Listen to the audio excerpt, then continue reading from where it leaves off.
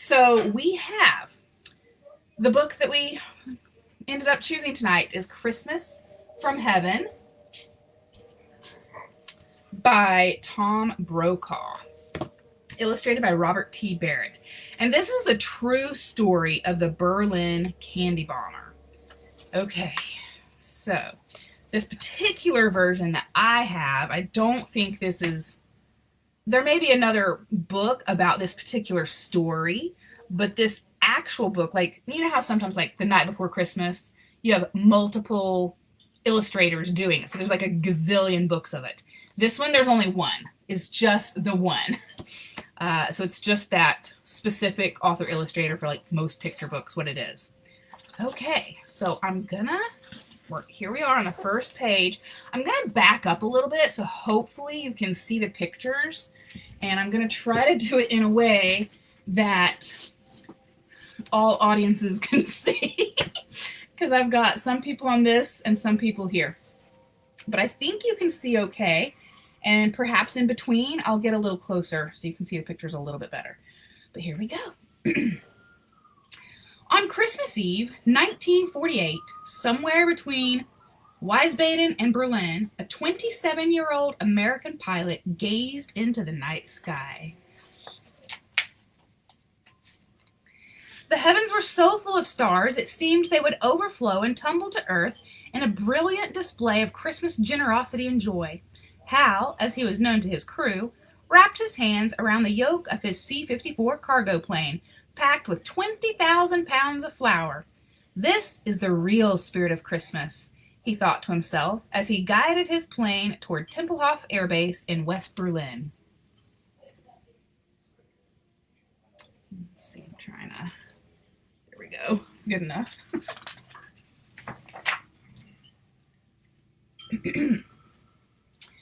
When World War II had ended 3 years earlier, Germany and its capital city were divided between the Western Allies and the Soviet Union. Then, in a grab for power, Stalin blocked ground transportation into the city.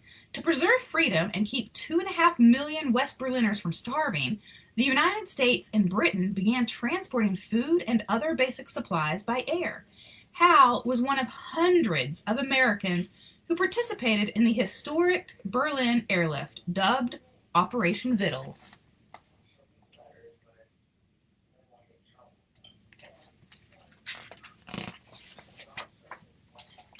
That snowy Christmas Eve, as Hal radioed for clearance to land, his mind wandered back 6 months to the day that had changed his life. He had been standing at the end of the Tempelhof runway, taking home movies of arriving planes, when he noticed about 30 children on a grassy strip just beyond a barbed wire fence. In broken English, they asked about the planes, how much flour each one carried, and whether the airlift would continue. Although the children had been on meager rations, they were more concerned with freedom than with flour.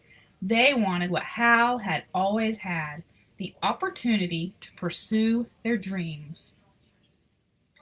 For nearly an hour, Hal answered their questions before saying goodbye. As he turned away, one question lingered in his mind.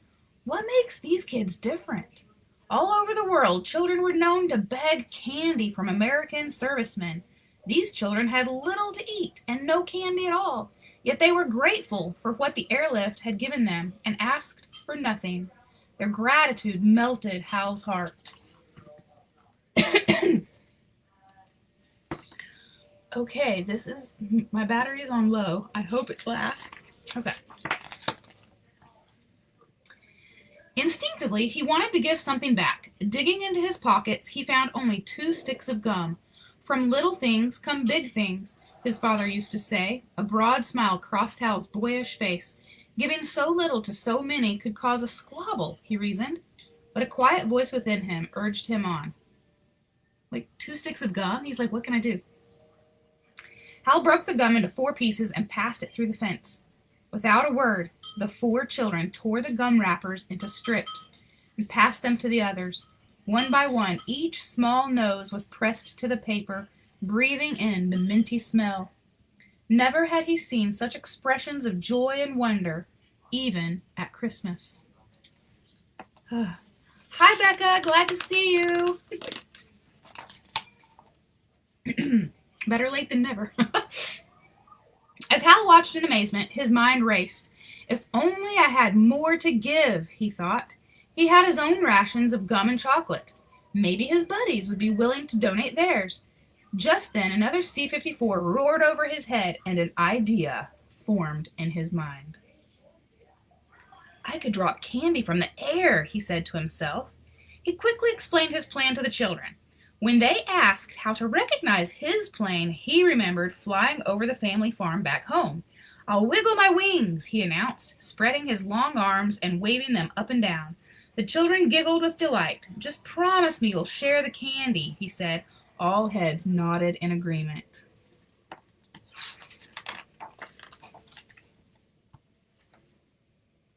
By the next day, Hal had secretly enlisted his crew to donate their rations and make parachutes from handkerchiefs.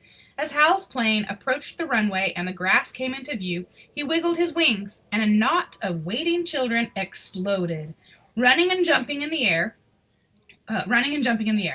With the precision of bombardiers, the airmen pushed the candy out the flare chute, and white canopies floated to earth. 30 children ran with open arms to catch the treasures. And then there's like actual photographs sprinkled throughout.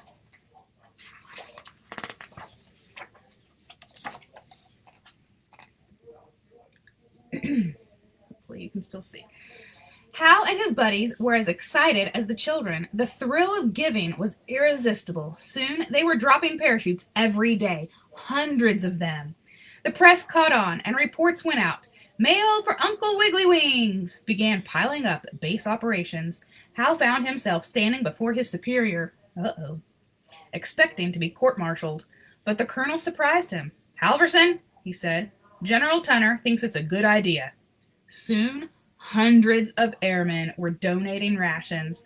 Operation Little Vittles quickly captured the imagination of people everywhere. Candy and handkerchiefs poured in from around the world. Hal became known as the Candy Bomber and the Chocolate Pilot. Oh, I love it. Yes. All right. Across West Berlin, children gathered to catch the parachutes and share the candy with each other. And they sent hundreds of thank you letters, like the one addressed to Dear Uncle of the Heaven. Some included maps and instructions. Fly along the big canal to the second bridge. Turn right 1 block. I live in the bombed-out house on the corner. Makes me want to cry. I'll be in the backyard every day at 2 p.m. Drop the chocolate there. Day by day, the parachutes brought peace, and the candy renewed hope. The children made friends of their former enemies, and their parents' hearts were softened. The wounds of war began to heal. And you can see like some of the original letters. Let's see if I can get them up here. The original artwork from the children. Isn't that cute? Oh, melts my heart.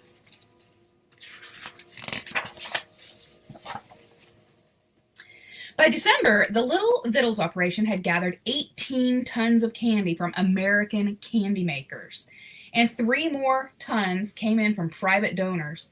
The spirit of Christmas was descending on people everywhere, lifting them up in the joy of giving.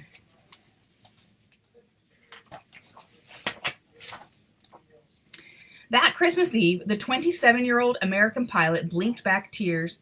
The stars overhead could not be more beautiful than skies overflowing with parachutes, tumbling to earth in a brilliant display of Christmas generosity and joy. Let's see.